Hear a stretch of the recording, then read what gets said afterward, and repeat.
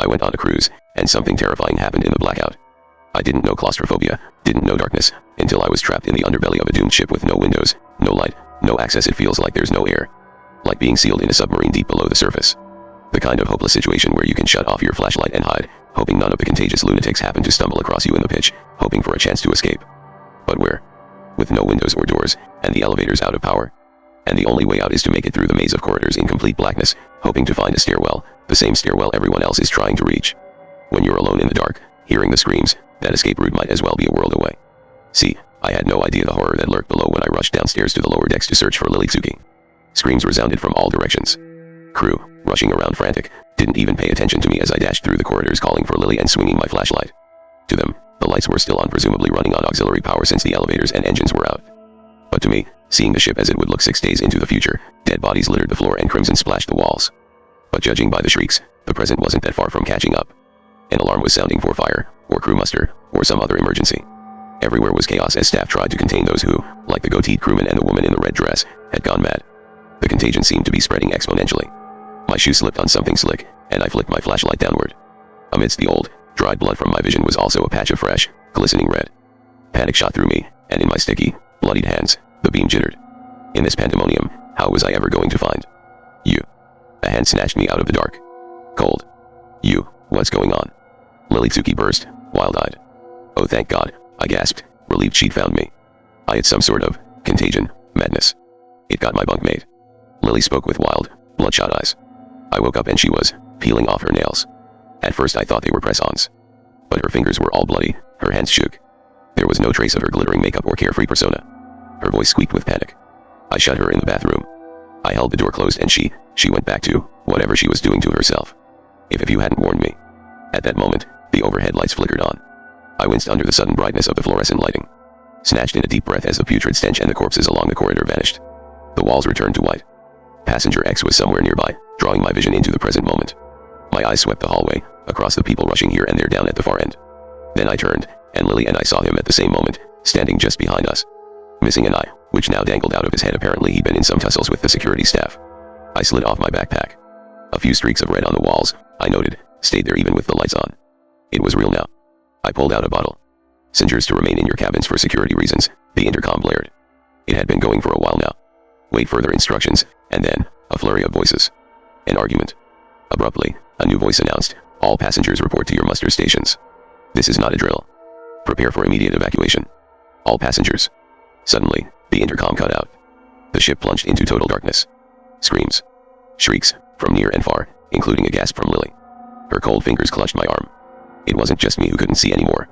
The auxiliary power, which had been maintaining the electric lights and the PA system after the engine fire, had been cut. The present had finally caught up to my visions. The Sea Star was in total blackout. Lower decks. Shrieks resounded throughout the ship's underbelly, mingled with sobs and shouts and more disturbingly laughter. The sudden, complete darkness was suffocating. Smothering. Absolute. And though it had always been dark for me, to have it be dark in reality, for everyone, was a different experience. Panic suffused the air. A primal, choking fear that rang out with every cry and penetrated to my marrow. I could almost feel the blackness like a weight crawling along my flesh, and I could smell the sweat and fear. This was true darkness. My flashlight skittered across the bloodied walls, searching for Passenger X, but in the sudden pitch he'd vanished. I caught only the scattered movements of crew and staff throughout the distant corridor. Crew members' flashlights winked on, and someone shouted, "Lock it! Lock it! Don't let them out! WW, what do we do?" Lily-Tsuki's voice schemed the edge of hysteria. At least, I hoped it was hysteria. Her bunkmate was infected. Oh Lord, what if this is how it all goes down? Lily goes mad and I have to kill her. No. Hope is the thing with feathers. We've got to get upstairs, I said, clutching at straws. Evacuate. Light, shrilled a voice. A woman in a crew uniform bolted at us, cackling hysterically. She seized the flashlight before I could react. For a few seconds I struggled with her, and nearly had the light free when the woman sank her teeth into my hand. I screamed. Thick muscled arms wrapped around her out of the dark as I yanked the flashlight back. One of the security staff hauled her away, barking into his radio, "Got another one." To Lily and I, he shouted, "Go. Go. Evacuate."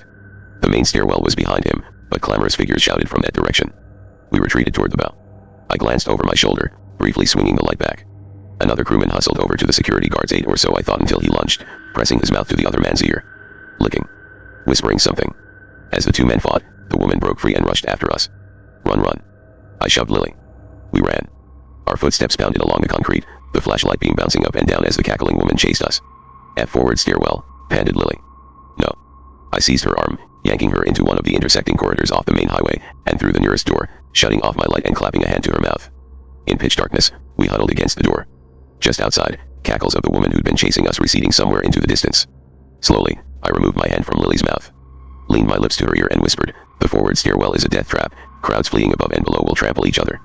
A flash of crushed bodies in my brain. The overwhelming smell. God. We'd have been dead if we went that way. Shrieks and pounding footsteps reverberated in the distance. The chaos was spreading. Judging by the clamor, a whole mass of people were fleeing toward the forward stairs. We both stiffened again as the cackling woman passed by outside the door. We'd have to escape either via the aft stairs at the opposite end of the ship. So far from here they might as well have been on Mars, or the central stairs. The central stairwell was the widest, harboring very few corpses according to my explorations. But to reach it we'd have to head to the highway and the chaos along that thoroughfare, where infection continued its spread. No, I flicked on the flashlight. Where are we? Hope flared. The infirmary. We were at the rear of the medical area, near a restroom and lab room. Down the hallway lay the examination rooms. The front entrance of the infirmary lobby led right to the elevator bay and central stairs. All we had to do was get through here. I should have listened to you. Lily's choking sob shattered the silence. Oh God, I shouldn't have taken this gig. Hey, hey. She slid down the door, palms pressed against her eyes, and I squeezed her shoulder. Stop that. I didn't stay on board this doomed ship to leave you here in the dark. Get up. Why did you stay? She sniffled, palms still pressed to her face. You knew this would happen. For you, nitwit. And the rest of the passengers. To try to stop all this. I shrugged awkwardly. Obviously failed. My predictions always come true, unfortunately. How do I die? Dunno, old age. I never saw your corpse. Liar. You touched her hand. You know she dies. But that wasn't exactly motivating. I squeezed her shoulder again. The infirmary was quiet, but from what I could remember, not entirely safe. I leaned down and whispered, "Now, I'm going to get us out of here, but there is at least one infected in here." How? Began Lily, but bit off her question, accepting my statement. I considered the flashlight. There were at least 2 people who would die here: the nurse who treated me in the examination room, and the secretary at the front desk. Given the state of the nurse's body, jammed under the table, she was murdered by someone else. But the secretary, I shuddered at a memory of her toothless face. And I may have missed decaying bodies hidden in closets or behind closed doors. I navigated this area mostly in the dark the first time I was here, I whispered. The light will have to be off or it'll draw attention. I think I can get us through without bumping into anything. In the pitch black. Lily's wan face pinched with panic in the beam. Just follow. What if we run into one of them? I know where all the corpses are. I switched off the light. The hysterical edge to her breathing ratcheted up. When I took her hand, her grip on mine was cold, so cold. Like pulling a corpse straight out of a grave. I edged along the hall, feeling the wall for the door frames. Exam room 1, exam room 2, at the third room, I stopped. A faint whimper sounded from beyond the doorframe. Weeping. The voice of a frightened woman. A dilemma raged within me, a battle between self-preservation and altruism. Finally, careful to keep myself between Lily and whoever was inside, I faced the exam room and flicked on the flashlight. Hunched under the table was the nurse who'd rendered my exam. She'd lost her hijab, was clutching a dead phone and a napkin, sobbing and terrified and much to her misfortune sane. I held a hand out and whispered, "We're going to the lifeboats. Come on." She shook her head and recoiled. I moved in, tried to get closer, but she whimpered, "Go away, go away." "You're not exactly a comforting figure," Lily whispered in my ear. Was this any time for sass? Ignoring her, I said, "It's all right. We'll help. Take my hand." I jumped at the sudden loud sob that emitted from her, and snapped my light off, backing into Lily and fumbling for my knife. For some seconds, we huddled together in the pitch darkness, holding our breaths, but the only sound was the nurse's weeping. Slowly, the tension bled out of me. Oh, how I wanted to save her. That poor girl, but I didn't dare risk making any more noise. We still had to cross the lobby and I didn't know where we'd encounter the secretary. If the coast is clear, we'll come back, I told myself, taking Lily's frozen hand again. But of course, the coast would not be clear. The flashlight's beam into the room had been brief, but enough to show me under the table next to the huddled nurse her decomposing corpse. She would die there. The guilt was a hand squeezing my heart, crushing it into a stone as we rounded the corner of the hallway, leaving the quiet sobbing behind us. A faint illumination shone in the lobby waiting room. A flashlight. Its beam moving irregularly. Ooh, a strange sort of giggle, or maybe sob, drifted to the air. Lily's fingers tightened on mine. I steadied the knife in my hand and led us closer to the waiting area, that dancing and irregular light casting the chairs into rollicking shapes. It wasn't a bright light, but we'd still have to be careful to keep out of its range. And now that we were almost into the lobby waiting area, I could hear the secretary more clearly. Ooh, accompanied by horrible wrenching, gagging. Something clinked into the trash can. A tooth. My heart raced like a hummingbird's wings. Hope is the thing with feathers. If I can save even one life. I squeezed Lily's cold fingers, and then laid a hand on her shoulder and pressed. Stay. Hoping she understood, I disengaged myself from her. Ooh. When the flashlight moved away from the edge of darkness where we stood, I stepped out and lunged at the secretary's desk. An unholy screech pierced the air. She shot to her feet. My knife plunged into her eye, right through to her brain. I snatched up the tiny emergency flashlight she'd been using while she pried her teeth out. I'd caught the glimpse of her bloody jaw and pliers on her desk. I jerked the knife from her, the eyeball still attached. Whirled, swinging the light, at the ready. But no other assault came. I'd been correct in my assumptions. There were only 2 deaths here.